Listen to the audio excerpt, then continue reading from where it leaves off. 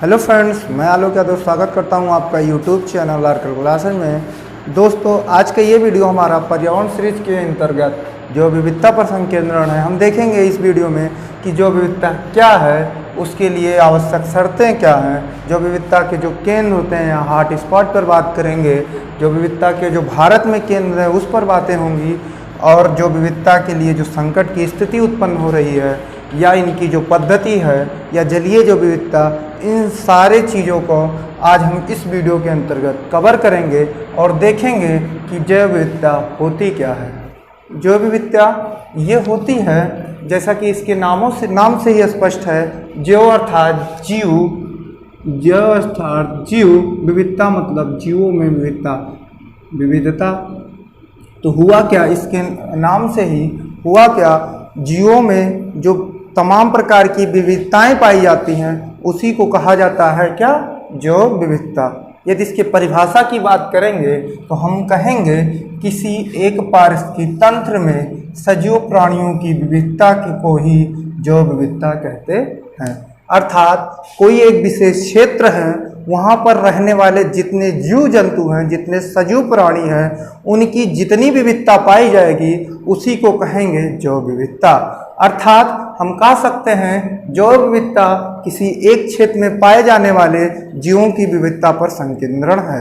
अर्थात जो जैव विविधता है वो किसी एक क्षेत्र में पाए जाने वाले जीवों की विविधता से संबंधित है। तो ये रही हमारी जैव विविधता। जैव विविधता को सबसे पहले रेमंड दासमैन महोदय ने 1968 में परिभाषित किया, लेकिन बायोडायवर्सिटी शब्द का जो प्रयोग था वो W.G. रोसन महोदय ने वो प्रयोग किया था। तो यहाँ से क्वेश्चन आएगा कि जैव विविधता का प्रयोग सर्वप्रथम किसने किया है, प्रतिपादन सबसे पहले किसने किया, तो हम लोग कहेंगे रेमंड दासमैन, जिन्होंने 1968 ईस्वी में जैव विविधता को परिभाषा को दिया था। और एक बात यह है कि जो W.G. रोसन महोदय थे, इन्होंने बायोडायवर्सिटी, जैव विविधता के लिए बायोडायवर्सिटी का शब्द का प्रयोग किया था, ना कि इन्होंने जैव विविधता को प्रतिपादन किया था। तो जैव विविधता हुआ क्या, जहाँ पर जीवों की जितना अधिक, जहाँ पर सजीव जीवों की जितना अधिक विविधता पाई जाएगी, जिस क्षेत्र में, एक विशेष क्षेत्र में, वहाँ पर जैव विविधता उतनी ही अधिक पाई जाएगी। तो यदि हम इसके शर्तों की बात करें कि जैव विविधता आखिर पाई कहाँ जाएगी, तो जैव विविधता यानी कि सजीवों के लिए जहाँ पर सबसे ज़्यादा क्या होगा, जो इसके लिए शर्तें हैं, जो सबसे ज़्यादा क्या महत्वपूर्ण होगा, वर्षा होगी, और जहाँ का तापमान अधिक रहेगा, अर्थात जहाँ पर वर्षा ज़्यादा होगी और जहाँ पर टेम्परेचर ज़्यादा रहेगा, वहाँ पर होगा क्या, जब वर्षा ज़्यादा होगी, टेम्परेचर ज़्यादा होने से वर्षा ज़्यादा होगी, तो वहाँ पर पेड़ पौधों की संख्या ज़्यादा होगी। अगर पेड़ पौधों की संख्या ज़्यादा होगी तो वहाँ पर रहने वाले उसमें जीव की संख्या ज़्यादा होगी। जीव अर्थात जैसे सरीसृप में आ जाएंगे, या पक्षी में आ जाएंगे, या स्थलीय जानवरों में आ जाएंगे, उनकी संख्या ज़्यादा होगी। और साथ ही साथ वहाँ पर जो कीट पाए जाएंगे उनकी भी संख्या अधिक हो जाएगी।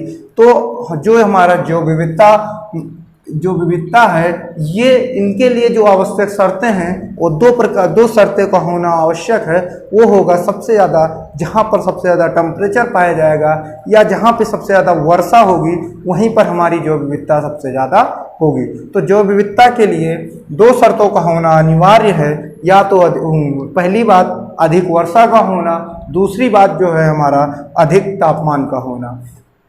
तो कभी कभी क्वेश्चन यहीं से पूछ लिया जाता है कि जैव विविधता को और किस नाम से जाना जाता है।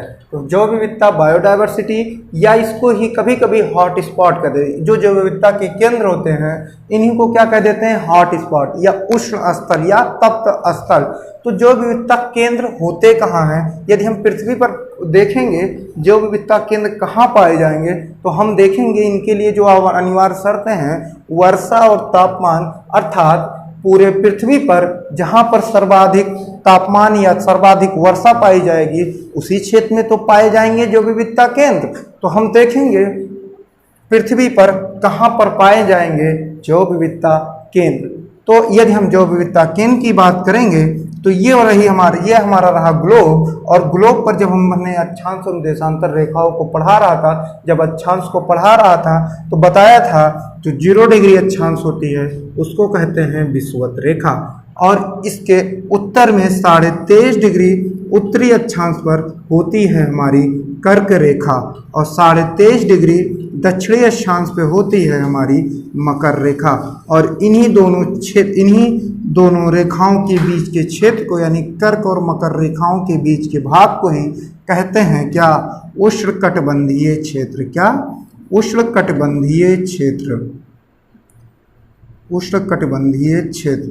इसी उष्णकटिबंधीय क्षेत्र के अंतर्गत हमारे पाए जाएंगे जैव विविधता केंद्र, अर्थात यहाँ पर सबसे ज़्यादा क्या होगा, टेम्परेचर होगा, और वर्षा की मात्रा भी अधिक होगी। जैसे कि हम देखते हैं, यदि ग्लोब पर जब अक्षांश पढ़ा रहे थे तो वहाँ पर बताए थे जैसे जैसे हम भूमध्य रेखा से ध्रुवों की ओर जाएंगे वैसे वैसे हमारे टेम्परेचर में क्या आती है, कमी आती है। और ध्रुवों पर होता क्या है, टेम्परेचर 0 डिग्री सेंटीग्रेड के लगभग, अर्थात वहाँ पर बर्फ जमी रहती है। तो जो और 0 डिग्री अक्षांश पे होता है जो टेम्परेचर वो सबसे ज़्यादा होता है, क्योंकि यहाँ पर जो सूर्य की किरणें हैं वो 12 महीने एकदम सीधी पड़ती हैं। ठीक, तो ये रहा हमारा क्या, टेम्परेचर का वितरण की। टेम्परेचर अक्षांश रेखा से ध्रुवों की ओर जाने पर कैसा रहेगा, यदि टेम्परेचर कम रहा तो वहाँ पर अपने आप वर्षा की मात्रा जो हो जाएगी वो क्या हो जाएगी, कम। यदि वर्षा की मात्रा कम हुई, टेम्परेचर कम हुआ तो होगा क्या, जैव विविधता वहाँ पर कम पाई जाएगी। वहाँ पर वर्षा नहीं होगी तो जीव नहीं होंगे, पौधे नहीं होंगे, और पौधे नहीं होंगे तो उसमें जीव नहीं पाए जाएंगे। जीव नहीं पाए जाएंगे तो जैव विविधता की परिभाषा है कि जहाँ पर सजीव प्राणियों की विविधता पाई जाएगी, जितना अधिक विविधता पाई जाएगी उसी को कहेंगे जैव विविधता। अर्थात तो हमारे जैव विविधता केंद्र भी नहीं पाए जाएंगे। अर्थात इससे हमें यह पता चलता है कि जैसे जैसे हम इक्वेटर से यानी विषुवत रेखा से ध्रुवों की ओर जाएंगे वैसे वैसे हमारे जैव विविधता में आएगी क्या, कमी। तो अर्थात हमें यह पता चला जब हम इक्वेटर से ध्रुवों की ओर जाएंगे तो हमारे जैव विविधता में आएगी कमी। क्या आएगी, कमी। किसमें, जैव विविधता में। तो टेम्परेचर में भी कमी आएगी, जैव विविधता में भी कमी आएगी। इस तरीके से हम देखेंगे कि जैव विविधता पृथ्वी पर उष्णकटिबंधीय जलवायु क्षेत्रों में सबसे ज़्यादा पाई जाएगी। अगर मान लो क्वेश्चन आता है कि सबसे ज़्यादा निम्न में से सबसे ज़्यादा जैव विविधता पाई जाएगी, ऑप्शन में दे दिया टुंड्रा जलवायु, टैगा जलवायु, सवाना जलवायु या विषुवत रेखीय जलवायु, तो सबसे सटीक आंसर हमारा क्या होगा, विषुवत रेखीय जलवायु। यदि विषुवत रेखीय जलवायु को न देकर उष्णकटिबंधीय जलवायु देता है तो हमारा जो सबसे सटीक आंसर होगा क्या, उष्णकटिबंधीय जलवायु। यदि विषुवत रेखीय और उष्णकटिबंधीय दोनों दे देता है तो हमारा होगा विषुवत रेखीय वर्षावन प्रदेश। जैसा कि हम जानते हैं ब्राज़ील में जो सिल्वा पाए जाते हैं वो विषुवत रेखीय इन्हीं वनों का उदाहरण है, उष्णकटिबंधीय वन का ही, या विषुवत रेखीय वर्षावन का। वहाँ पर हम देखेंगे छोटे छोटे जितने भी ज़्यादा पौधे पाए जाएंगे उनमें जीवों की भी संख्या ज़्यादा होती है। अभी हाल में ही हम देखे थे ब्राज़ील में हुआ क्या था, वहाँ पर लगी थी आग, और आग में बहुत सारे जीव जंतु हुए थे क्या, उनका हुआ था विनाश। तो वहाँ पर जो विविधता जो हुई थी उनका हुआ था क्या, ह्रास। अर्थात उनका जो प्राकृतिक आवास हुआ था वो हुआ था क्या, नष्ट।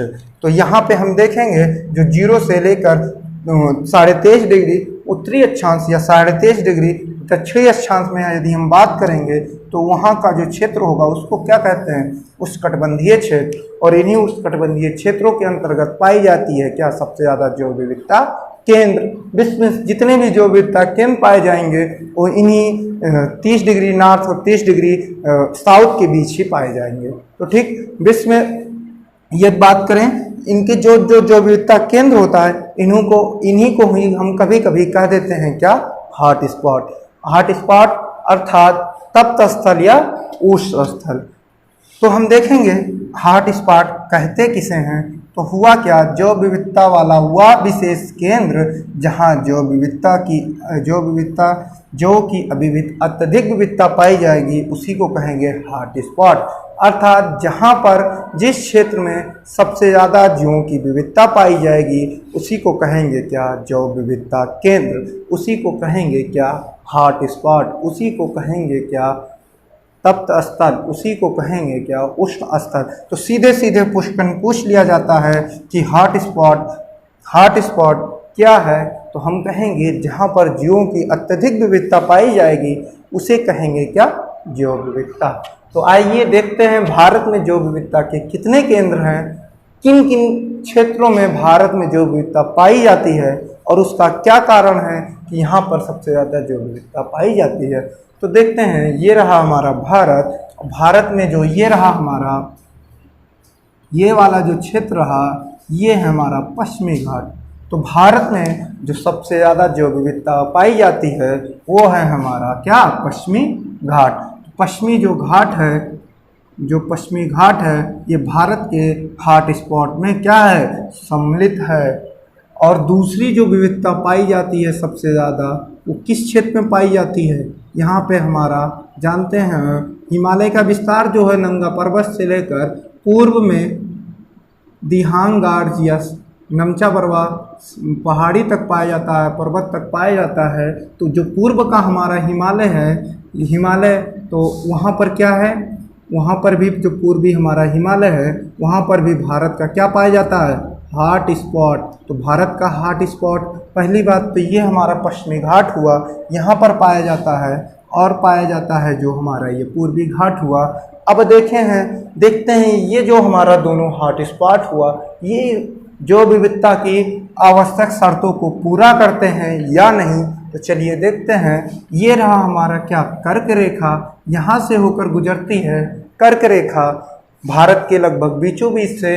तो हम देखते थे कि जो 0 से 23.5 डिग्री से 23.5 डिग्री नॉर्थ से 23.5 डिग्री साउथ के बीच जो क्षेत्र था उसको कहते थे क्या, उस कटिबंधीय क्षेत्र। यहाँ पर इसके लिए जो आवश्यक शर्तें थी वह अत्यधिक वर्षा और तापमान। जब सूर्य की किरणें यहाँ पर पड़ती हैं लंबवत तो यहाँ का टेम्परेचर हो जाता है क्या, अत्यधिक। जब टेम्परेचर अत्यधिक हुआ तो यहाँ पर बनता है क्या, जब टेम्परेचर अधिक हुआ, टेम्परेचर अधिक होने से प्रेशर बनेगा लो। और हम देखेंगे जब दक्षिण पश्चिम मानसून भारत में आता है तो सबसे ज़्यादा वर्षा कहाँ कराता है, पश्चिमी घाट पर। इसके बाद जो वर्षा होती है यहाँ पर है मेघालय, इसको हम लोग कहते हैं गारो खासी जयंतिया।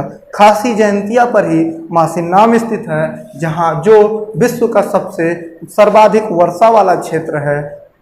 तो ये रहा हमारा क्या, पूर्वी हिमालय के अंतर्गत क्या रहा, सर्वाधिक वर्षा। पहली शर्त क्या हो गई, अत्यधिक वर्षा। तो अत्यधिक वर्षा को दोनों फॉलो कर रहे हैं। ठीक इसके बाद देखेंगे अत्यधिक तापमान। तो तापमान जैसे ही हम बताएं कि इसके यहाँ पर जब सूर्य की किरणें लंबवत पड़ेंगी तो टेम्परेचर होगा हाई। जब टेम्परेचर हाई होगा तो प्रेशर होगा लो, और हवाएं चलती हैं हाई प्रेशर से लो प्रेशर की ओर। तो हवाएं चलेंगी भारत के अरब सागर से भारत के स्थलीय भूभाग पर, और ये यहाँ से अरब सागर से लेंगी नमी लेंगी। तो होगा क्या, जब ये पश्चिमी घाट से जाएंगी टकराने तो टकरा कर कराएंगी वर्षा। तो वहाँ पर होगा क्या, जीवों की विविधता वहाँ पर पाए जाएंगे, पेड़ पौधे सबसे ज़्यादा, और वहाँ पर पाए जाएंगे जब पौधों के बीच में जो वन पाया जाएगा वहाँ पर पाए जाएंगे ढेर सारे जीव, जैसे जंगली जीव या कीट या सरीसृप वर्ग में जो भी या पक्षी जितने भी पाए जाएंगे वहाँ पर होंगी क्या, जैव विविधता। अर्थात भारत में जो पहला केंद्र हुआ वो हुआ जैव विविधता, और दूसरा जो केंद्र हुआ वो हुआ हमारा हिमालय। तीसरा जो केंद्र है वो है हमारा क्या, ये अंडमान निकोबार द्वीप समूह, जो इसको जब म्यांमार के साथ मिलाकर और इधर इंडोनेशिया के साथ मिलाकर तो इसको भारत के लिए बोलते हैं क्या, सुंडा लैंड। तो सुंडा लैंड ये तीसरा हमारा क्या हुआ, तप्त स्थल हुआ। तो भारत में मुख्य रूप से ये तीन, यदि चौथी की बात करेंगे तो मिलेगा हमारा क्या, ये रहा लक्षद्वीप। लक्षद्वीप एक प्रवाल द्वीप है, जैसा कि हम जानते हैं प्रवाल द्वीपों के पास ही सबसे ज़्यादा जलीय जैव विविधता पाई जाती है। तो प्रवाल द्वीप भी पर भी सबसे ज़्यादा जलीय विविधता पाई जाएगी। तो ये रहे हमारे 4 क्षेत्र, पश्चिमी घाट, पूर्वी हिमालय, सुंडालैंड और ये रहा हमारा क्या,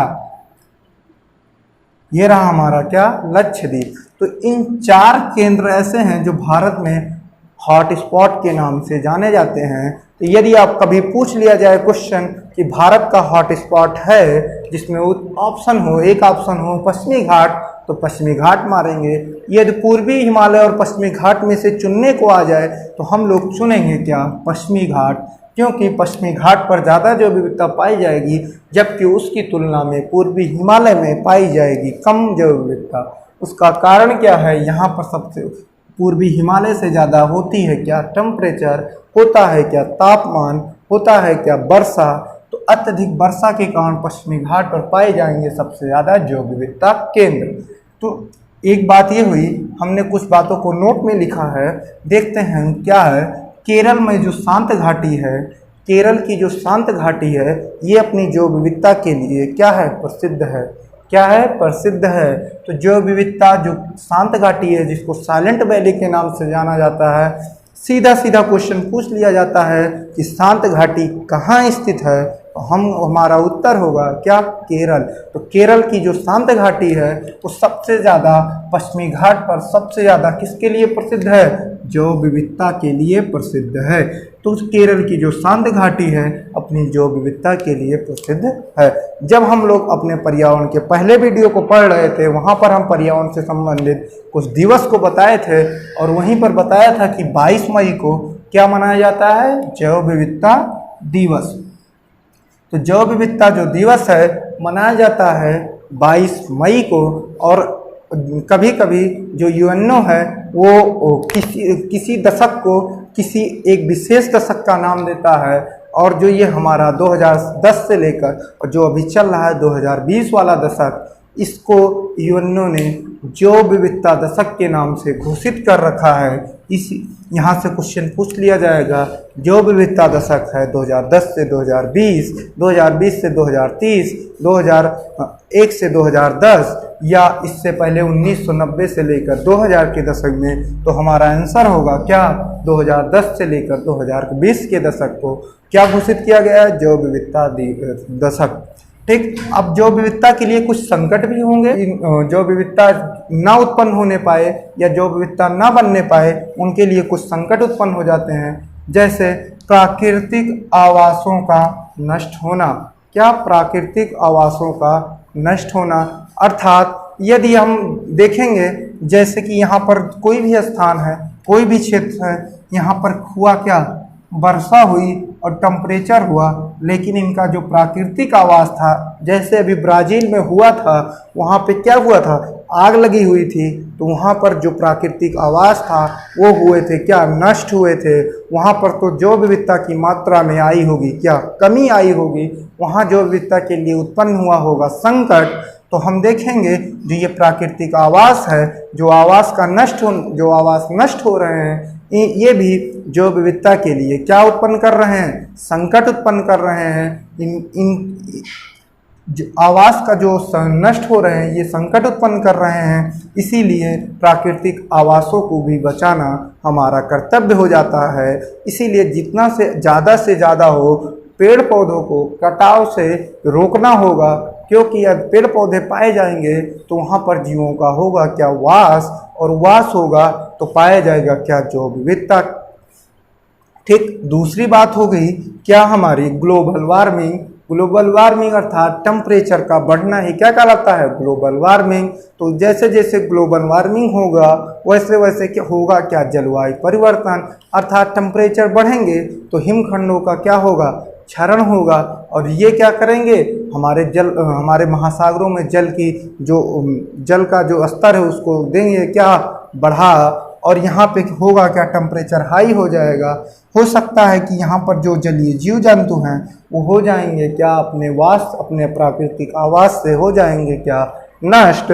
तो यहाँ पर भी जैव विविधता के लिए उत्पन्न हो जाएगा संकट। तीसरी बात है प्रजातियों का अतिक्रमण।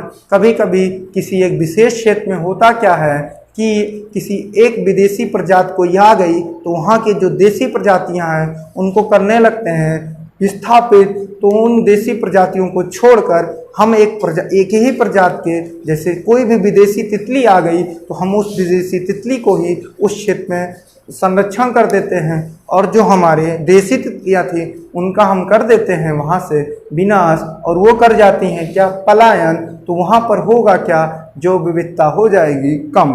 तीसरी बात, जो चौथी बात है हमारी, नगरीकरण। नगरीकरण से हम पेड़ पौधों को काट रहे हैं, नगरीकरण से जीवों को क्या हो रहा है, हानि पहुंच रहा है। जो औद्योगिकरण है वहाँ से हमारे निकल रहे हैं क्या, वायु में जाते हैं, वायु को प्रदूषित करते हैं, जो धुआं है उनके चिमनियों से निकले हुए। और वहीं जो हमारे और उद्योगों के अवशिष्ट पदार्थ हैं जब जल में जाते हैं, नदियों में प्रवाहित कर दिए जाते हैं, तो वो जलीय जीवों को करते हैं क्या, नष्ट।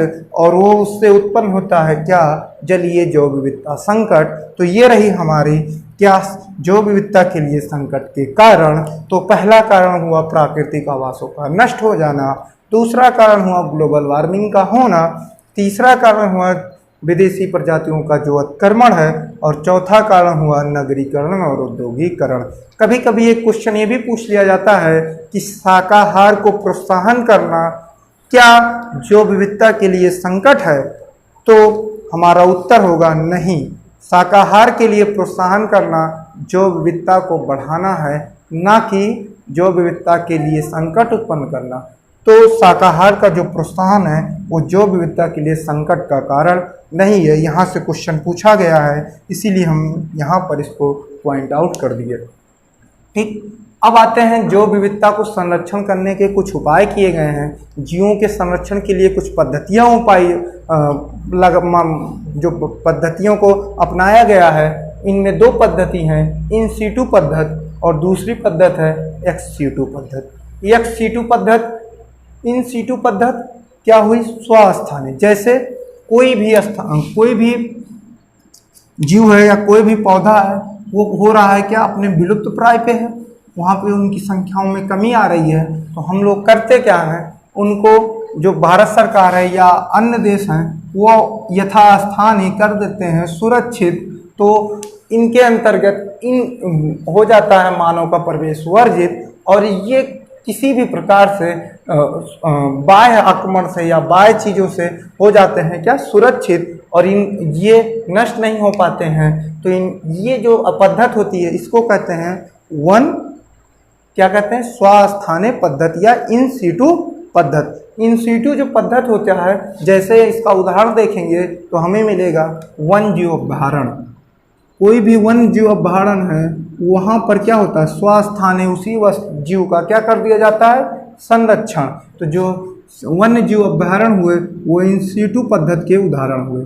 दूसरी बात, यदि हम इसमें राष्ट्रीय उद्यानों को भी आप सम्मिलित कर लेंगे तब भी होगा क्या, इन सीटू पद्धति। यदि एक्स सीटू की बात करें तो जैसे कोई भी क्या हुआ, कोई भी जीव है या कोई भी पौधा है वो अपने विलुप्ति के प्राय पर है, विलुप्त की अवस्था में है, तो उसको हम क्या कहें, उठा के लाए, हम रख दिए कहाँ पे, किसी वनस्पति उद्यान में या कहीं पर। जैसे कोई जीव है तो उसको ले आए रख दिए चिड़ियाघर में, तो ये हो गया, यानी कि हम उस जीव को उठाकर दूसरे स्थान पर ला रहे हैं, क्या करने के लिए, संरक्षण करने के लिए।